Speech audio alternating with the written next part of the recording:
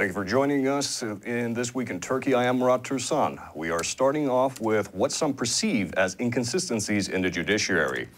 Ömer Faruk Gergerlioğlu, an HDP MP, has been released from prison this week on the 6th after the Constitutional Court ruled that his conviction was born out of an infringement of his rights. Mr. Gergerlioğlu's case follows a similar pattern to other jailing of politicians, but for some, not so much. HDP Member of Parliament Ömer Faruk Gergerlioğlu was released from custody after having been arrested and imprisoned on charges of distributing propaganda for a terrorist organization.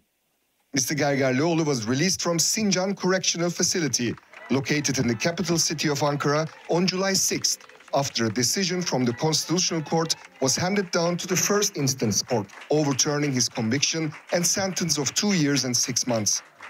The Constitutional Court ruled that Mr. Gergerlioğlu's right to hold public office and engage in political activities, as well as his freedom of speech, had been infringed upon through the decision of the First Instance Court. Mr. Gergerlioğlu was charged for distributing terrorist propaganda on February of 2018, after he had shared a news article on Twitter back in 2016. On February 19, 2021, he was convicted of the charges. On March 17th, he was stripped of his immunity. Mr. Gergerlioğlu argued the legitimacy of the ruling and continued to be present in Parliament until March 21st, where he was forcibly removed, arrested, and released the same day. Mr. Gergerlioğlu remained under house arrest until April 2nd, where then he was arrested again and this time imprisoned. Gergerlioğlu is not alone in this instance, as a similar case had played out before, concerning CHP Member of Parliament Enis Berberoğlu. Mr. Berberoğlu was charged with espionage after he released images of the infamous MIT trucks, where trucks loaded with weapons attempted to cross the border to Syria, alleged to have been orchestrated by Turkey's National Intelligence Agency. Mr. Berberoğlu was convicted of the charges and sentenced to 25 years in prison. However, the Constitutional Court overturned the ruling, also stating that his right to hold public office and engage in political activities and his freedom of speech had been infringed upon. Despite these rulings, however, there remains an exception. The former HDP MP and co-chair Selahattin Demirtaş remains imprisoned, despite the ruling of the European Court of Human Rights. Mr. Demirtaş has been behind bars since 2016 for charges similar to Mr. Gergerlioğlu. He too has been found to have his rights infringed by the Constitutional Court, yet he is to remain in prison. On December 22, 2020, the European Court of Human Rights had ordered his immediate release. However, unlike previous cases, the Ankara 19th Criminal Court has denied his release, and an overturning of his convictions has not been handed down by the Constitutional Court. Joining us now to comment on the matter, Professor and Doctor of Political Sciences, Levent Köker. Dr. Köker, thank you for joining us. Thank you. I'd like to start off by asking you, why is it that in Turkey a first instance court has the ability to reject the ruling of the Constitutional Court? Is there any precedent or legal basis for this? As you mentioned in the beginning of this expose, that there are some inconsistencies in the Turkish judiciary, and those of us, I mean, for many who are not familiar with the details of how the judiciary works in Turkey, the issues are quite mind-baffling, actually. But a first instance court overturning or resisting against a Turkish Constitutional Court verdict has no precedent in Turkish history, as far as I know. It's an unprecedented instance, but this is not the case in Gergerlioğlu. In Gergerlioğlu's case, Turkish Constitutional Court decided that Gergerlioğlu's rights have been violated, so he must be immediately released, and the court decision, the Constitutional Court decision, must be followed by a retrial. So the earlier verdict of the first instance court, which is approved by the Court of Appeals and resulted in Gergerlioğlu's imprisonment, is now annulled in a sense, and a retrial will start. And Gergerlioğlu must also regain his status as the Turkish MP with full parliamentary immunity, including inviolability and non-liability aspects. This has no precedent in the Turkish history. I mean, back in Enis Berberoğlu's case and in Selahattin Demirtaş's cases, first instance courts or other courts resisted Turkish constitutional courts or European Court of Human Rights courts decisions, but it is not the case in Gergerlioğlu. The court just waited for the arrival of the communique from the Turkish Constitutional Court to the court's desk, I think. That's what happened. I see, sir. Thank you for clarifying that. And I'd like to continue on. And what would you say the similarities are between Mr. Gergerlioğlu and Mr. Berberoğlu's cases, if at all? Well, there are differences, as I mentioned, because in Berberoğlu's case, first instance court resisted, and some of our colleagues called this a legalistic resistance against Turkish Constitutional Court's decisions. But this was in Berberoğlu's case. In Gergerlioğlu's case, the court did not resist the verdict of the Constitutional Court, but they waited for until they received the communication of the Turkish Constitutional Court's decision. This is a difference. There are, of course, obvious differences regarding the crimes in question, the phases of trial, etc., but they are details. In substance, from a substantial point of view, these are all cases of human rights violations regarding freedom of speech, freedom of expression, freedom to elect and get elected or run for public office freely, etc. These are all human rights that are under the protection of Turkish Constitution and also under the protection of European Convention of Human Rights, which Turkey is also a party to. So Turkey must abide by the rulings of Turkish Constitutional Court on the one hand and European Court of Human Rights on the other hand. And all decisions of these courts regarding human rights violations must result in immediate release of the persons in question who are behind the bars or who are imprisoned, and they should be immediately released. So, despite the differences in Gergerlioğlu and in Berberoğlu, and also in Demirtaş's cases, we see an insistence by the Turkish state on violating or infringement of human rights regardless of their consequences. So despite some of our colleagues, as I mentioned earlier, that these are newly emerging dissident court behavior against the Turkish Constitutional Court's decisions, I would rather say that there's an authoritarian political climate in Turkey, which has been with us for the last maybe 13 or 14 years now, maybe 15, since 2008, maybe, when current President Erdogan, then Prime Minister, he said that I don't like this Turkish Constitutional Court decision and I don't respect it. We can trace the present attitudes against Turkish Constitutional Court decisions to that period. But things get more and more visible in the case of Berberoğlu and Gergerlioğlu and also Demirtaş. And also Kavala. We should also mention Osman Kavala's case because the European Court of Human Rights made the same decision with Selahattin Demirtaş and urged the immediate release of Kavala and Demirtaş at once. And I think Committee of Ministers of the Council of Europe has started an infringement procedure or about to start an infringement procedure regarding Kavala case. So this, I think, is an instance of Turkey's rising authoritarian political climate, backed by these inconsistencies in the judiciary, sometimes resulting in Turkish Constitutional Court's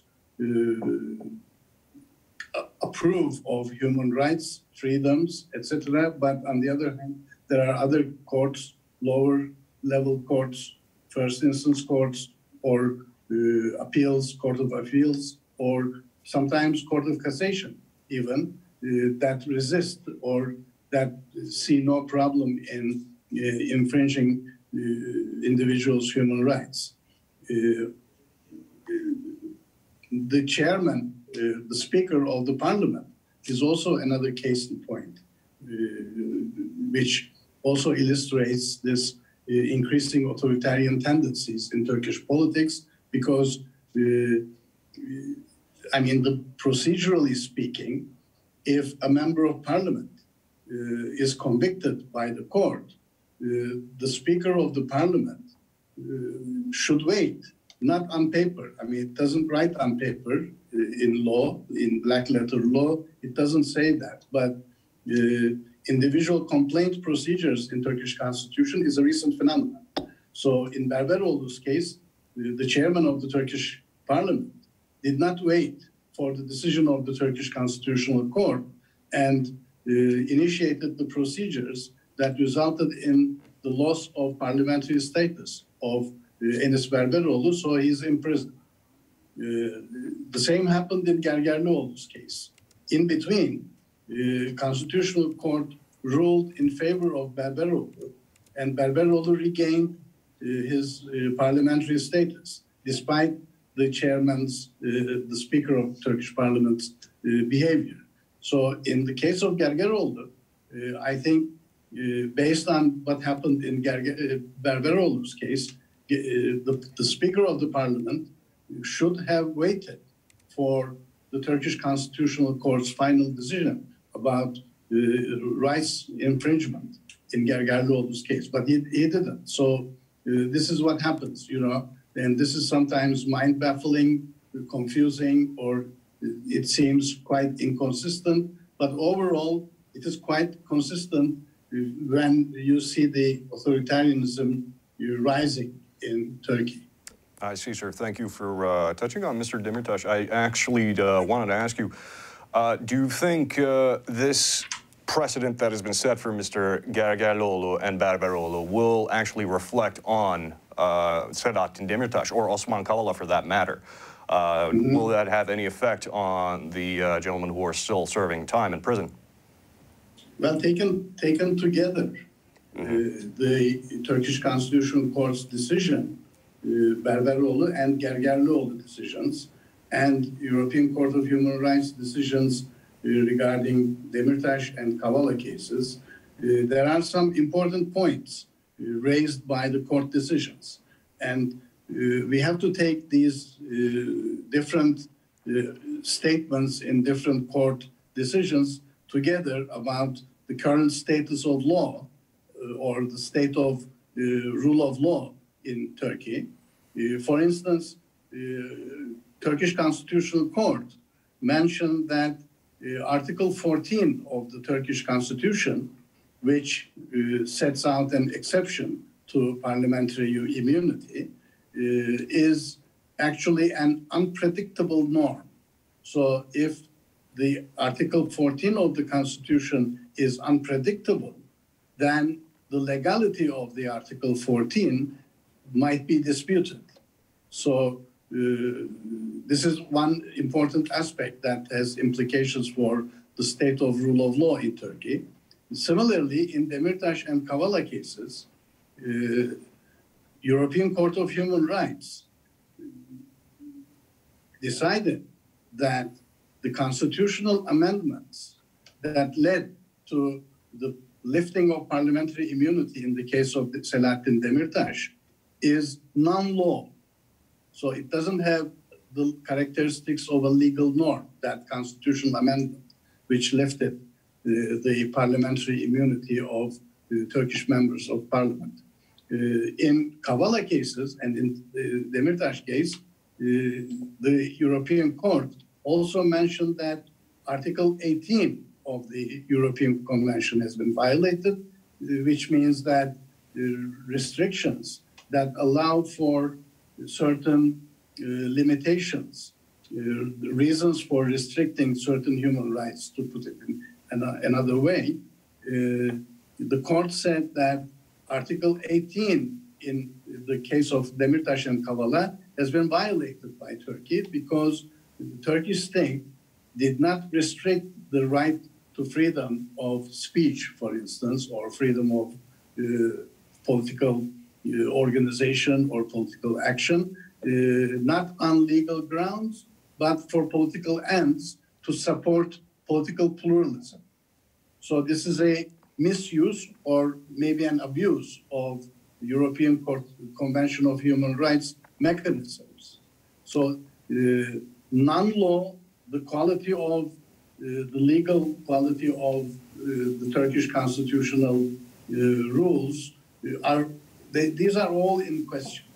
Not only the norms on paper, but also the behavior of courts, not only first instance courts, but in the case of Demirtas and Kavala, it's also high courts, and also the Constitutional Court is also questioned by its negligence of certain applications by these people who are under consideration here, like Demirtas's application for parliamentary non-liability.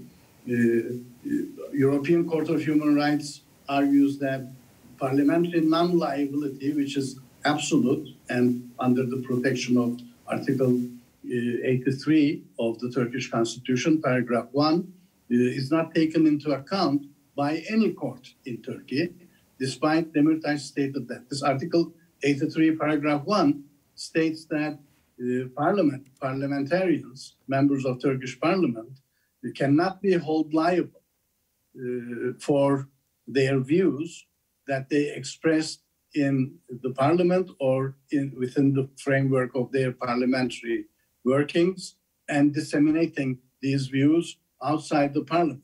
So despite Demirtas, for instance, mentioned this Article 83(1) in his case, no court took this seriously, and they all decided upon the fact that his parliamentary immunity is lifted by the constitutional amendment.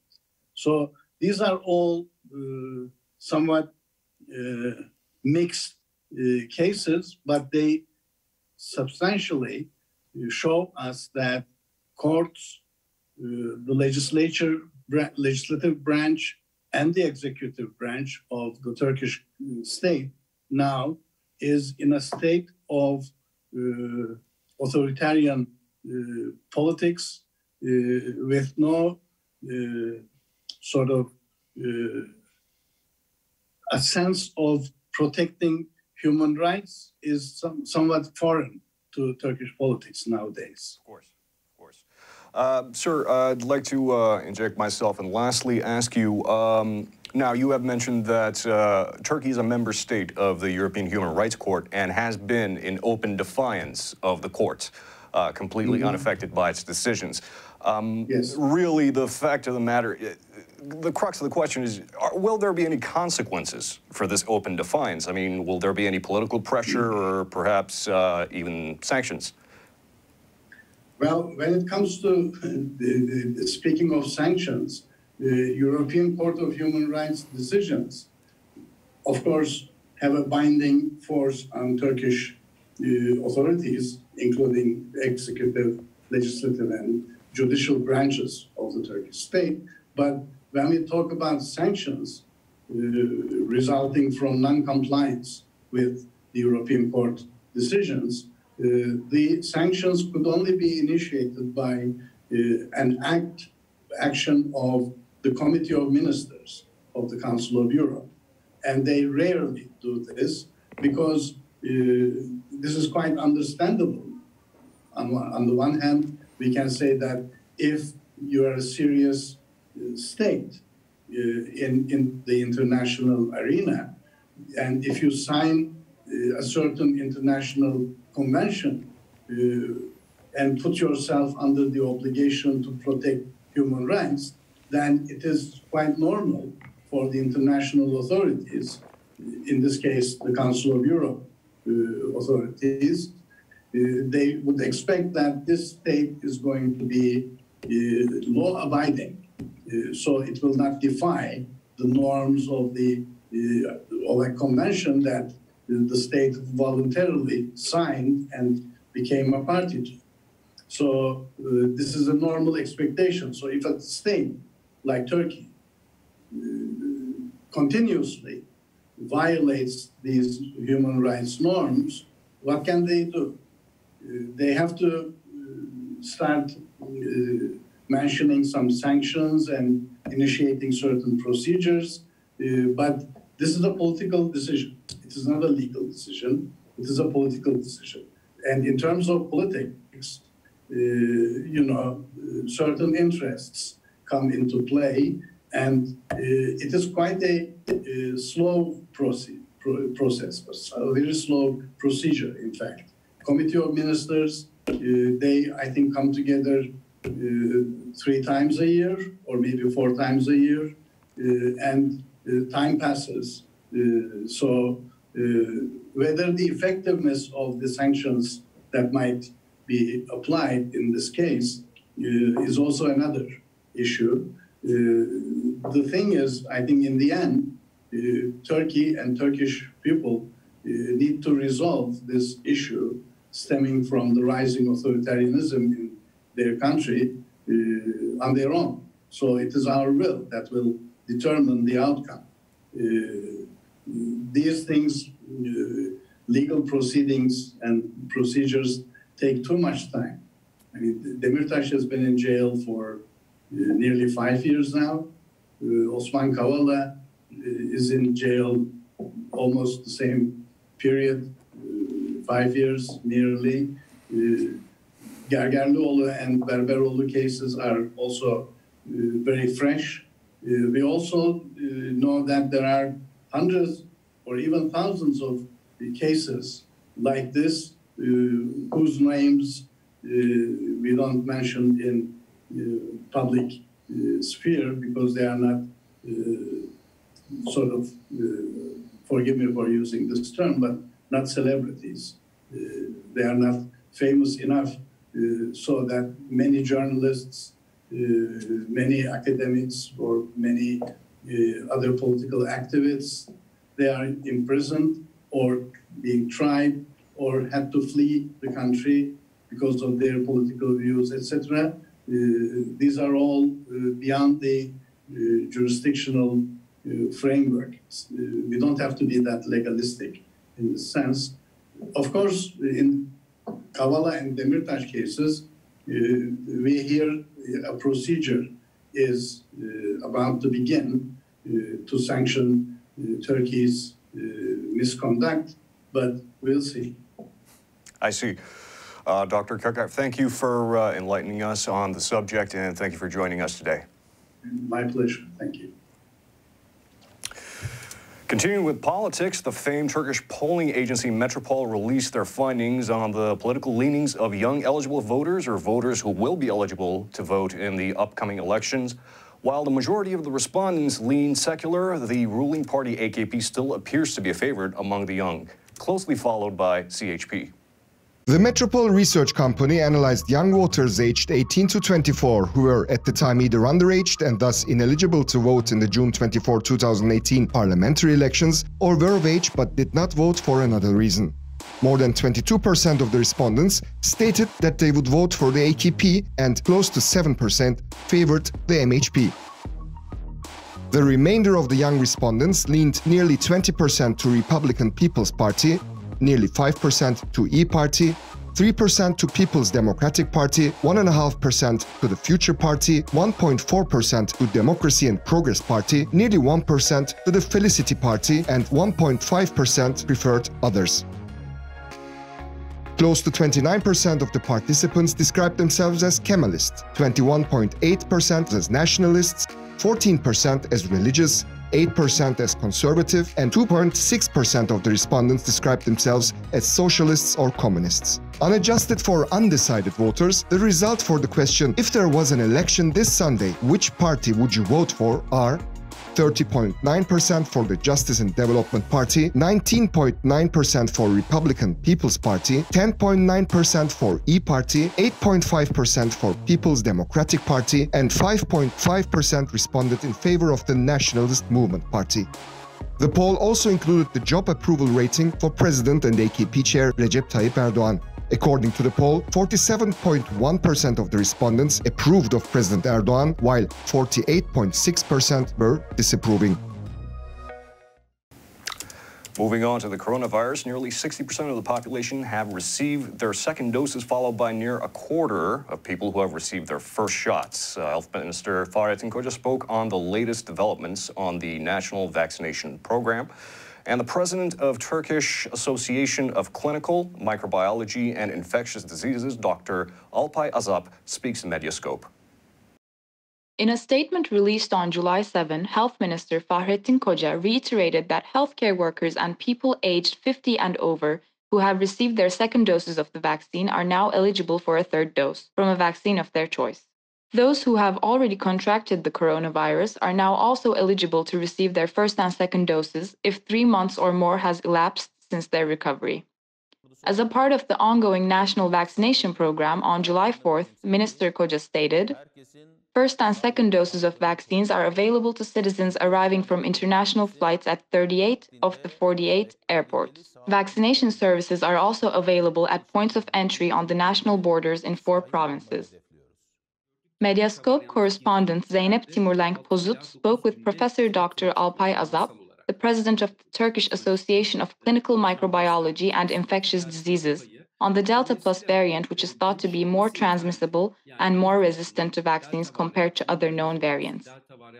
I anxiously expect there to be a fourth wave. We have seen that the Delta variant proportionally doubles in infection size every 9 days in countries where it is detected. Once we see the Delta variant entering into and infecting a community, sooner or later, in a few weeks or a month or two at the most, the dominant virus in your country becomes the Delta variant, because we're talking about a virus that is twice as contagious. Especially in countries where the Delta variant begins to circulate, measures have to be tightened. Social distancing measures must also be taken. Segue into the economy. The Turkish Statistical Institute has released the inflation numbers for last month. Consumer goods are up 17.5%. Food is up 20%, followed by the Producer Price Index, which is up almost 43%. The Turkish Statistical Institute has released inflation data for June 2021. According to the data, the Consumer Price Index for June is 17.5%. Food prices are up 20%, and Producer Price Index is up to 43%. Last month's annual inflation prices were 16.5% for CPI, 38% for PPI, and 17% for food prices. Along with the released inflation values, the raise for government workers and pensioners have also been determined. Both government workers and pensioners will receive a near 8.5% raise.